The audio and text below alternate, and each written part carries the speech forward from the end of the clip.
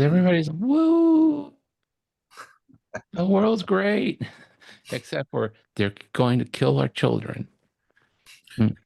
There's another dimension to that I like to throw in here. 22% of the children in my county are not living with or being raised by a biological parent.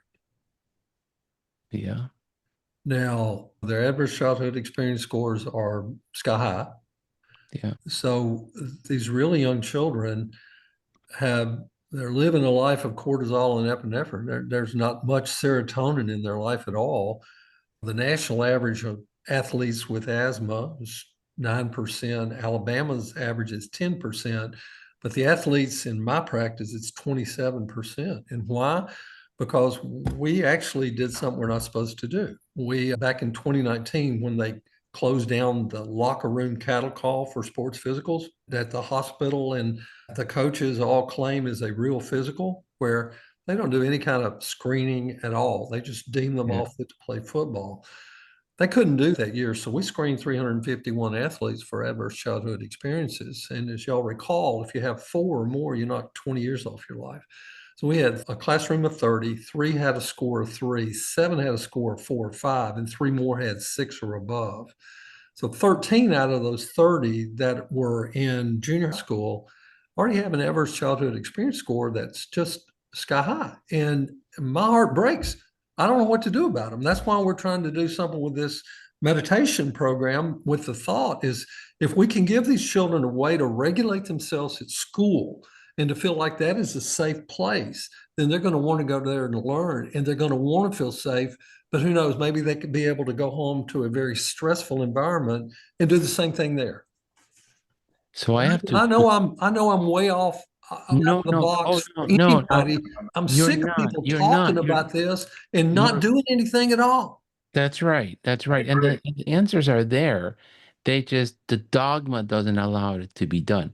There's a book that you should pick up. It's called The Optimistic Child. It's written by a psychologist at UPenn, Marty Seligman. Okay. And Marty has worked on resilience with the U.S. Armed Forces. But one of his students, who is now a professor of psychology, created a systematic process that is given to middle schoolers. They train the teachers to teach the children. And it shows that it decreases the amount of anxiety and depression and improves resiliency. When I asked Marty, why isn't this implemented in high risk communities? He just goes, I don't know. People just read about it and then they put the book back on the shelf. When I asked the person who co-wrote the book with him, she says the same thing.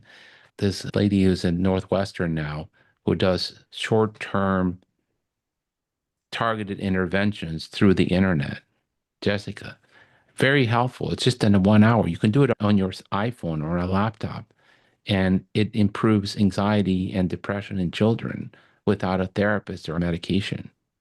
Now, not for the severe types, just because the dogma doesn't get enough oxygen and it doesn't get pushed to the communities where you need it. And what you're describing, we see that too in some of our communities. So Virginia is a very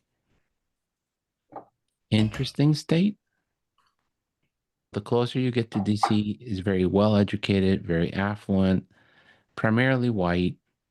Mom and dad have beyond a college education, very involved with the kids. The schools are super good. The public schools here are always ranked in top of the country in the two counties that are close to DC. You move 30 miles away from DC and you see what you're describing, except that I would imagine that in your town, it's mostly all white kids. But in these, no, you have some minorities too.